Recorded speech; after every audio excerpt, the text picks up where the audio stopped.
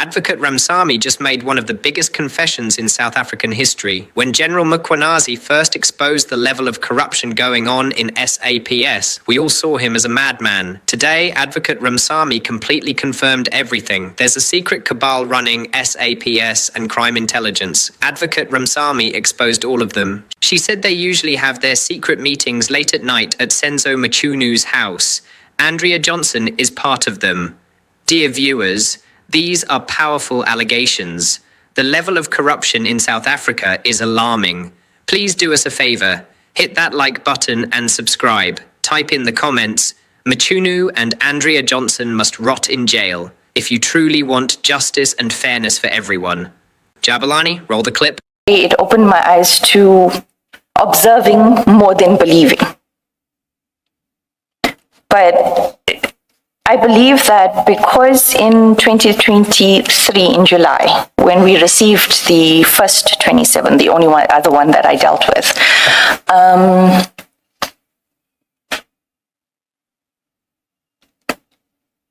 I had the support of Binang Tumane Binang and Mansa Rapeso. So whenever Mr. Perumal tried to deviate or tried to, what is the word that Mr. Rapeso used? Run tricks. The three of us backed each other to ensure that the investigation was in line and lawful. So when I spoke about being chosen for this diversion project. In hindsight, now that I've looked at all the evidence and I've replayed conversations between myself and Advocate Johnson as well as Mr. Perumal, I am of the opinion that they were attempting to groom me into a prosecutor that would follow that line of march. And when you say that line of march, what do you mean? Do as you're told, but prosecute with the skill that you have. Okay, so basically Mr. Perumal would be calling the shots and you must just do the prosecutorial aspect of it. Utilize your skill, but don't ask questions. Correct. Okay. That is, in hindsight, that is how I'm sitting back and looking at it. And I will elaborate on why I say this and the things that were said to me towards February 2025 when we start with my statements. You referred to Mr. Binang and Mr. Rapesu. So they were part of the Perumal team that you are now being roped into? No. One of the bones of contention in 2023 already was that when Advocate Johnson compiled the team for the 27 in 2023, she had completely excluded Mr. Perumal's team members or the subordinates, and she had handpicked Mr. Rapesu and Mr. Binang. At that point, they were reporting to Mr. Rulof or Colonel Rulofsa. They later started reporting to Mr. Perumal, and then once they started in July 2020, well, let me put it this way, in September 2023, when Mr. Binang and Mr. Rapesu started objecting to the trickery of Mr. Perumal. I'm quoting the word. And the shortcuts in investigations and trying to create a narrative during an investigation. It was then in 2023 that Mr. Binang was victimized by Advocate Johnson and Mr. Perumal. And then when diversion happened, Mr. Mlambo and Mr. Rapesu were victimized by Mr. Perumal when questions were being asked. Mr. McLean, when he spoke to you, He must have said why. Did he say why he says to you, be careful, they will ruin your career, you're being naive? He didn't go into great detail. He just said that they are dangerous people and they don't follow the rules. I'm paraphrasing. He didn't speak to anything in particular that was happening in the environment that makes him say, they're dangerous people, you have to be careful, they'll ruin your career if you are not careful. Am I allowed to not answer that? Well, I guess Yes, there was. of interest and relevance to us, or at least to me, is how far back do the problems, the kind of things we are looking at now, even if not specific to these facts, but is there an institutional problem? This about crime intelligence and General Masemola, are these isolated, a new development when IDEC has been playing by the rules and doing everything right by the book until recently, November 2024, leading to now? So the warning from Mr. McLean seems to suggest that there were concerns already by the time you joined. Confirm. And I did make mention of it in my statement, my first statement. I'm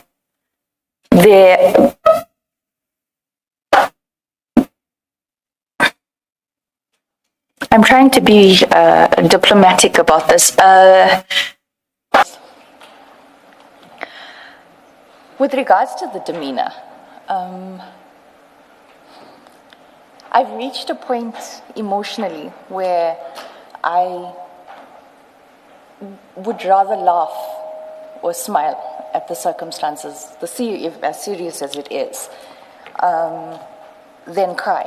And I don't want to seem like I'm a victim by crying while I'm trying to assist the Commission in their findings. So I do ask for understanding that it has been a very tough road. And I'm choosing not to be emotional. So if I do smile or if I do laugh under certain serious topics, please forgive me. I don't think it's the Commission's forgiveness that you're seeking, but you see. To the public at large. It also, it came across, or the comments were that I was being vindictive and I was enjoying the downfall. I was not. When I speak about certain things, I remember the circumstances in which, and I will explain that aspect and what was done and what was said and how it was said. And so I try to rather laugh about it than cry about it. What I will say to you is that with comments on social media, my sense is that you can never win, even where preponderantly. No prosecutor will pursuing the evidence that was housed within those dockets against Mr. Nkabinde. Okay, no, thank you. You've answered me. Thank you. Thanks. So basically, all of this, that is the request for people the request by Advocate Johnson for people to get her information, all of it stemmed purely from the fact that she had heebie-jeebies about him. Is that how it appeared to you, or was there anything else? It looked like there was a deeper reason for this. I do have, I do deal with it a little bit later on about the WhatsApp that Advocate Johnson had sent me about the Mr. Nkabinde thing. You can deal with it now because it forms part of the chronology, because your affidavit comes later, but you wanted to introduce the affidavit first. So let's go back to how I wanted to deal with it. You, on the 22nd of January has significance for two reasons. It's after the presentation, there's this discussion about Mr. Nkabinde. Correct. but there's also, prior to that, how project diversion was going to be implemented going forward, and that we deal with later. Correct. Part of the 22 January where Mr. Nkabinde was discussed, the meeting with the Minister Mchunu and Advocate Johnson a day or two prior also has significance in respect of project diversion. Correct. And Mr. Nkabinde. So let's just deal with Mr. Nkabinde now, because that has significance insofar as Mr. Rapesu's victimization is concerned. And that is how the affidavit comes about later. But you can then go to, after Advocate Johnson asks for these requests on the 22nd of January, there's a WhatsApp exchange between the two of you, which is at page 239 of file 10. Correct.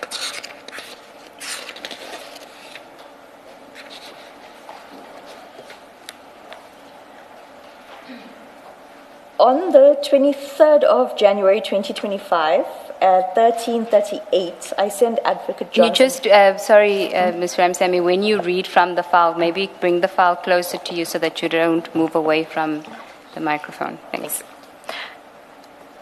13:38, afternoon, Advocate Johnson. I spoke to Tilas about the links and the evidence regarding C in Cub.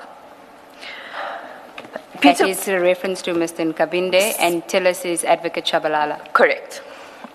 Peter White has a comprehensive report on the links on various matters, cell phone records, and vehicle provided to him being Mr. Nkabinde. And who's Peter White? He's a data analyst. Within IDAC. He previously was within IDAC on contract basis. He's now a service provider. Okay. Rapesu has provided the transcripts of the court case and judgment. I will await your instructions on obtaining the report, providing same to your office. What report are you referring to here? The Peter White report, because Advocate Johnson had instructed me to speak to Tilas and find out what evidence against Mr. Nkabinde was at hand, and that is why I'm informing her that Mr. White has a comprehensive report. Okay. And then there's a response from Advocate Johnson. Please obtain report. Just met the minister now. Need to put together ASAP. I reply, noted, thank you. Okay, and you wanted to refer to this exchange in response to a question about from the chair whether the only reason for the inquiry by Advocate Johnson was because Mr. Nkabinde made her feel uncomfortable. And you said you thought that there was a different reason and referred us to this. So can you tell us why you say so and why this is relevant? My understanding or observation of this is that if she's saying to me, just met the minister now, need to put this together ASAP, obviously the minister is also or happy or approving that Mr. Nkabinde must be investigated, charged, and...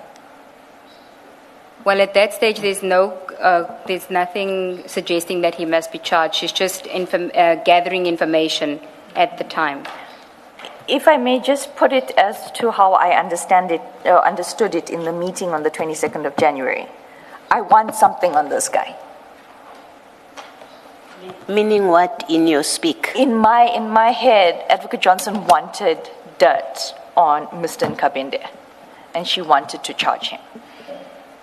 And your reference, are you suggesting that at the meeting, either on the 20th or the 21st, at the minister's residence, that was when the minister and Advocate Johnson discussed Mr. Nkabinde?